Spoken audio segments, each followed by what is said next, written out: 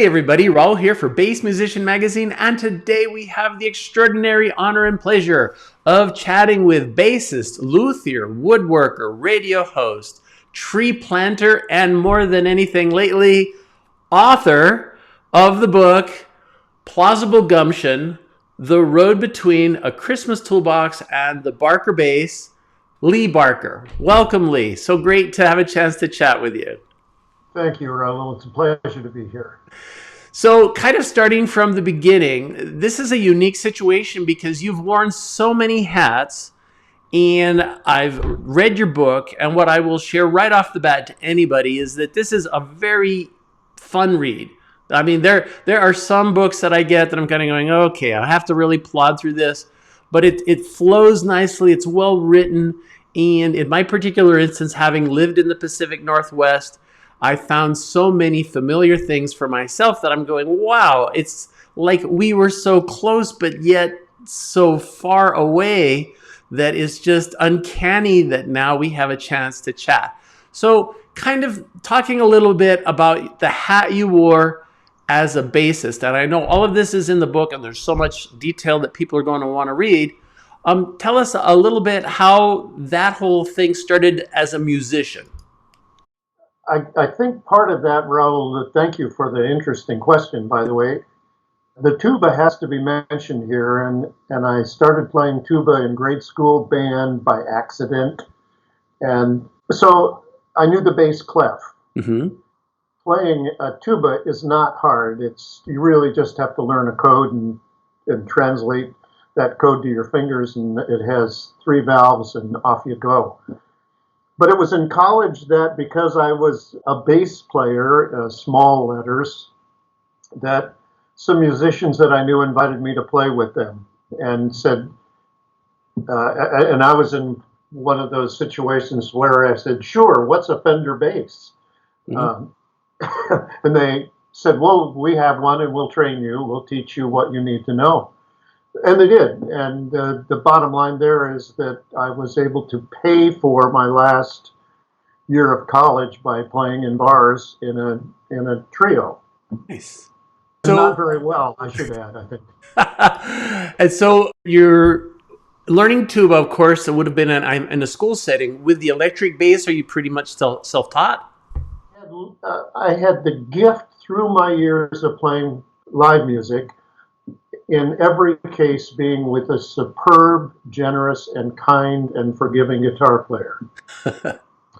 It's easy if you read bass forums to find some pretty disparaging things about guitar players, but and I'm not questioning the veracity of those, but my experience was with wonderful people who helped me along. But a certain amount of that was autodidact. I just had to figure things out, so I did. Nice, nice. And one of the things with as you were going through life, the needs, and one of the key things I had to look up because I think we've all heard the word gumption, but it seems like something that it's like an older term we'd expect to hear like in a rerun of the Beverly Hillbillies or something like, oh, he's got gumption. It's kind of old usage.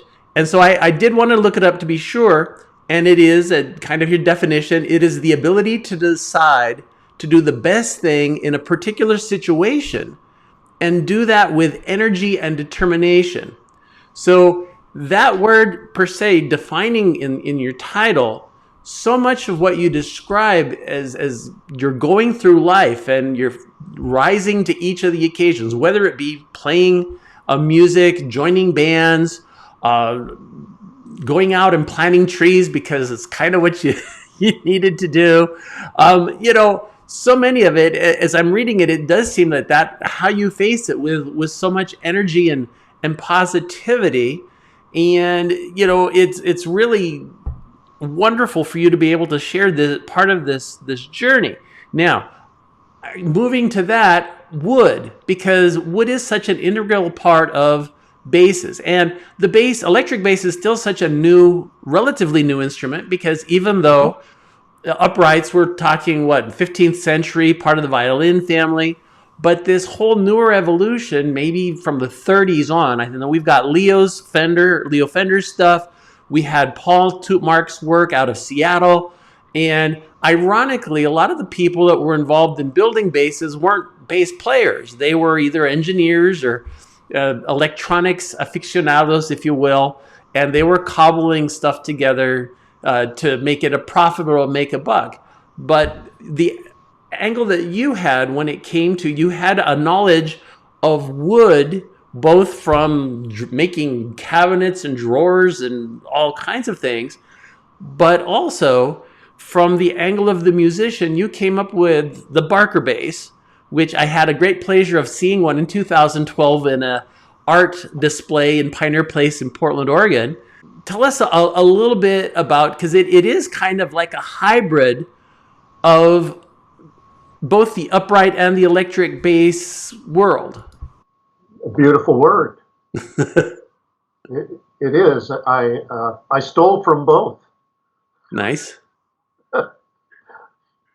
And I think the background in woodworking was a terrific help. It made that easy. So that wasn't a barrier. You can have an idea, and it might be for a recipe, or it might be for an engine that runs on hydrogen, but if you don't have the tools, the knowledge to put one together in some way, somehow, then it's just an idea.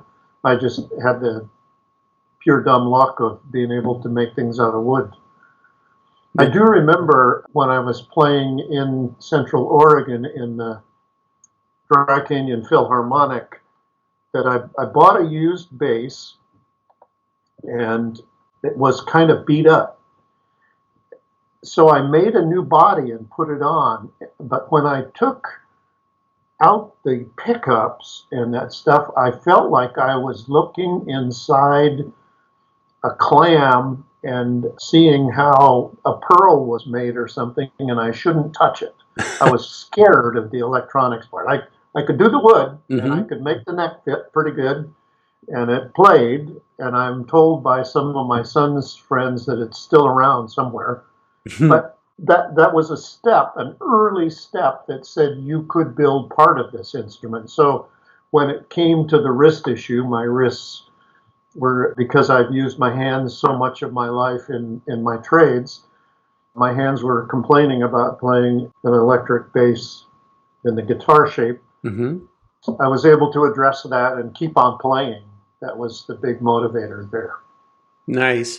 Well, and there's a nice, I'm going to say, combination of practicality with it, because it had the way it has the stand, and I don't know whether I do believe that is that a permanent part of it, because I know when I saw it, it was on a stand, and I thought it was just part of the display, but I think that's more of the stable positioning that it has. Yeah, that's precisely because of the neck shape. The upright bass, the acoustic bass, the doghouse, yes, has a big wad of wood there in the neck. So it rests in that part of your thumb and forefinger web. Let's say you're playing an open string, it leans in there. But if you try to play the Barker bass off the stand, it's difficult to maintain the instrument's position and play. So the stand is integral, and a lot of people stand and play it. Other people sit and play it. I did both. The older I got, the more I was inclined to sit. Gotcha. Well, and when you look at it as well, it's got some lovely sleek lines. I know that for me, the temptation was to not touch it. And I think that is something with wood, it's like a sensorial. You kind of want to feel how this thing looks, but just to look at it it draws you in, because it is so, it just got some lines and it's sleek. Now, the one I saw was fretted.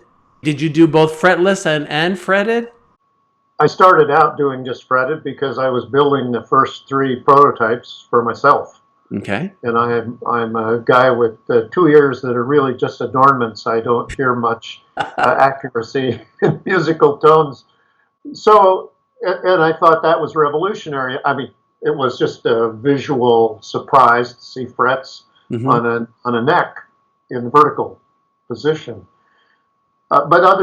When word got out about the instrument, someone said, "Well, you ought to do a fretless," and well, okay, because you have to listen to your customer base when you're trying to sell a product. Yeah. So then I went to line fretless, and that satisfied another segment of the market because you do indeed get a different quality of note from the fretless Barker bass standing right next to the fretted, playing the same strings, everything the same, but frets or no frets. It's different. Gotcha. Well, and also because of the transition, because as you'd mentioned, the acoustic, the upright bass, so much of its sound is depending on the sound cavity, it's how it's going to resonate with that. And one of the kind of interesting thing with all of the electrics is that the vast majority of them, there are certainly acoustic versions of electric basses, but the original Fenders, these are all solid blocks of wood with routed out places for the wires to run and all that. And so it was also very interesting that you were using, because you're in Oregon, you were using juniper and local woods. Did you find that had an effect on the kind of sound that you were getting comparable to other instruments? Wonderful question. I was, as a electric bass player, I was skeptical when I heard comments about tones and tone woods. That's the realm of the acoustic guitar, and it is truthful stuff in that world. But in an electric instrument, I couldn't figure out in my own head how someone could tell whether that was swamp ash or alder. I just wasn't capable of making that kind of discernment, so I tended to scoff at wood differences. What happened with the Barker bass was I started with it as a solid thing, and you practically needed a crane to lift this machine up. But I made it solid because I was coming from an instrument that was solid. So the need then was, how do I make this lighter? So, and at that point, the solid instrument was two pieces of solid wood glued together for a number of practical reasons, but the end result is the same sonically as if it were a solid piece of wood, in my opinion. So how do I make this instrument lighter? Well, that meant three pieces of wood, a front and a back, and then the middle could have parts cut out of it. Okay. To become lighter. So that was, oh yeah, that'll work. So I did that, and that's when some magic happened, Raul. You can feel, even though the front and back of that instrument are about a half-inch thick, they're a little less, you play an open string and put the back of your fingers where there are a little bit of hair on that front of that bass, and you can tell it's resonating. And it couldn't do that if it didn't have the space in the middle. Nice. So there is a complement of the tone of the instrument that comes from the accidental lightening of the body. Nice. Well, and it is always been, and I'll say, especially as we have more scientific ability to analyze things. I was aware there's a company out of the Netherlands that was trying to replicate, it's kind of funny, they were trying to replicate the molecular structure of resonance in wood using kind of a compound resin or something like that. And it's like, but you still have wood, so you need to create something that is like wood, but it's not wood. But we still have wood, so I'm not sure I get your point. But on the other hand, the stuff was massively heavy. I took one in my hands, and I realized that unless you're sitting down, it's not something you want to play for any extended amount of time without, developing neuralgia and other systemic issues. So again, it's very fascinating how, again, this thing evolved, but you didn't necessarily, you kind of threaded the middle of the lane there between what the Fender and everybody else was doing, kind of guitar-like basses and the uprights. However, also you didn't switch over, because I know Ampeg out of the Pacific Northwest as well was starting to substitute with fiberglass and doing kind of their baby bass arrangements, and that I saw a lot of those in Latin America as well. Was it because you were so adept with wood that you kind of stuck with that? Yes, that would be the answer. I was, as a woodworker, I was not a purist, as in, there are degrees of woodworkers who won't use anything that's electric, for instance. Mm-hmm. They'll do everything with hand tools. And then there are people, woodworkers, and we can still call them woodworkers, who cut out parts with a CNC machine, and it's exact and precise and repeatable and all that, and that's wonderful too. I hated laying down Formica countertops that were photographs of wood. I didn't mind laying down a countertop for your new kitchen if it was some lovely pattern, but if it was trying to look like wood, I thought that was awful, and I had to bite my lip and just do it because that was my job. Mm-hmm. So I had no affinity for plastic parts. So yes, I was in the wood world, and that was my comfort zone. That's how I was solving problems at the time. Mm-hmm. Any kind of mechanical problem in the shop that needed something to hold it, or I just would do it out of wood. So the idea of making a fiberglass instrument did not occur to me, in spite of the fact that I got the first fiberglass sousaphone playing tuba in high school. I finally got a fiberglass sousaphone. I think it was my last year in high school. And I loved it because it was so light. There we go. I should have had a tremendous loyalty for plastics from that, but it didn't stick. There we go. There we go. And then on the additional detail about your basses, because you'd mentioned you wanted to kind of stay away from electronics. So you were using other pickups, or did you ever decide to get into all of the winding and all of the other miscellaneous bits and pieces there?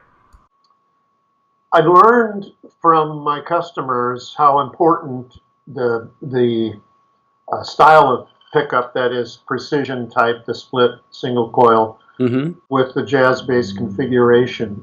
And one of the rules that I think would be a rule when you are making an innovative product, you want to keep as many familiar things in it as you can if you fear your customer base is going to be resistant. Mm. So why come up with some weird looking round pickup in the shape of a bass clef?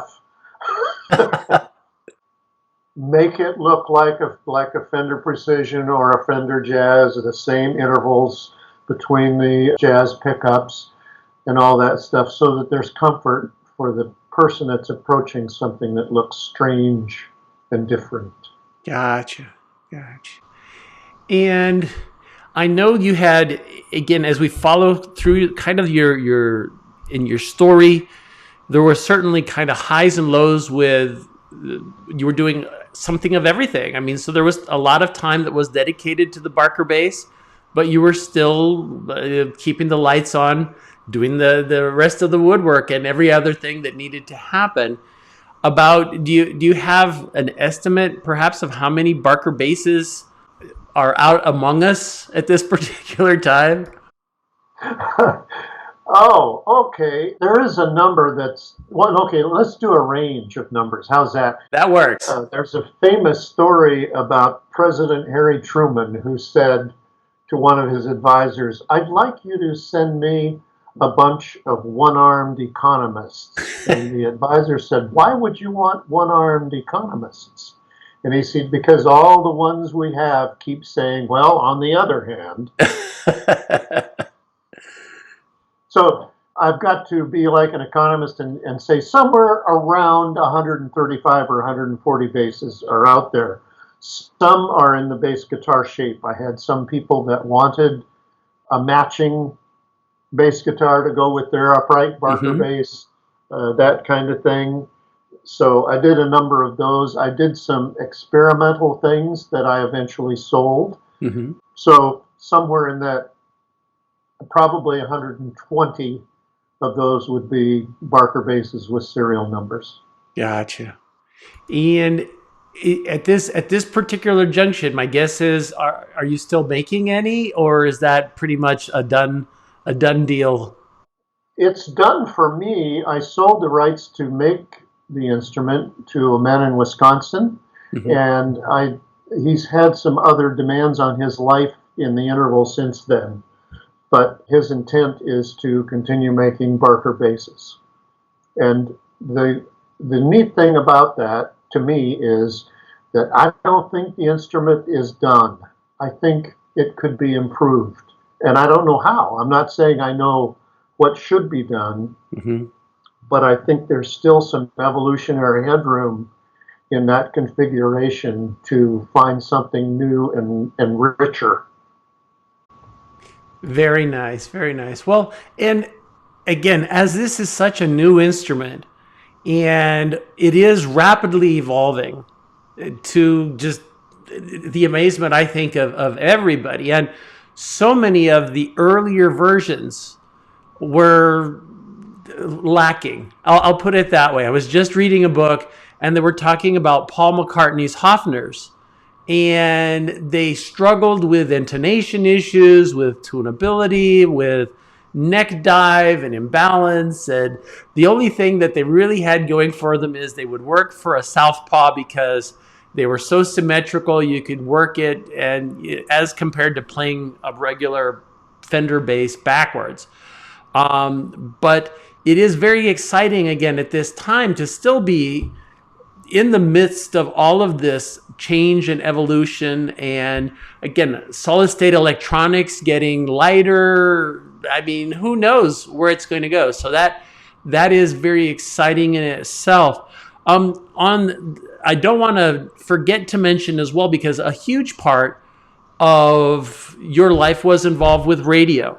And Mhm. at the time, also, radio was such an integral part of music delivery to the population. Whereas, like, now, I don't know, so many people are like, yeah, there's a radio in my car, but I never listened to it. Um, do you find that having been involved with that facet as well, kind of like where the end product was going out to the general public, but also being a musician and making music, did that impact kind of your approach to things? I can't, uh, on the cusp here of your piercing question, Raul, I can't make a connection between the two. Okay. And here's why. Well, and I think I'm going to right now. The challenge for a radio personality in the era in which I was in radio was to create in your mind, you the listener, an image that I had in mind. Mm, So that required creative language and paying close attention to what and how is said. That remains an interest that I have. In terms of music, I was exposed to a lot of really good music in all kinds of ways, recorded music.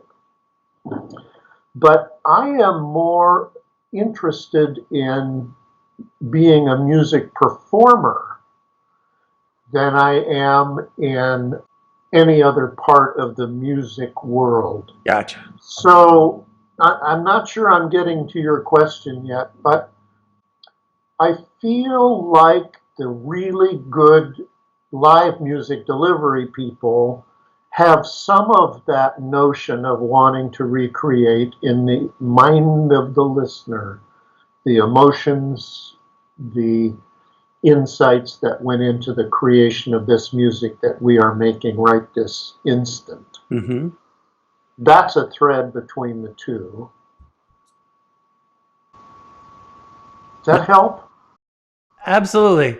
Well, and again, I think for many of us that are either, and what I will, as I know I've said before, this book is a super fun read. You don't have to be a bass player. It's not just all about bass stuff. It's about life in general, and it's very well put together. So that's really nice. But by the same token, if you are a bass player or a fan of music, or you lived in the Pacific Northwest, so many of these things, it will tick your little boxes where you go, okay, this is familiar to me, or this is something I can relate to. And I want to make sure I mention for people again, if you want to get your copy of Plausible Gumption, The Road Between a Christmas Toolbox and the Barker Bass, it's available on Amazon at your fingertips as you speak. And so if you've seen this and you go, wow, it's a fun book. I really enjoyed reading it. And I really do appreciate the opportunity to have met and talked to you, Lee, the man behind the Barker Bass. There's this legacy that will be there, for all of us to continue to see. And the fact that I've seen your instruments and admired them greatly, it's just all very exciting. And as we have this swirl of bass history happening around us, even more so, because I think it's a unique chapter in this instrument and the direction that it's going as it moves forward. So on that note, Lee, I don't want to take more of your time. Thank you so much. Folks, you've seen him here on Bass Musician Magazine, Lee Barker. Thank you, Raul. It's been a pleasure.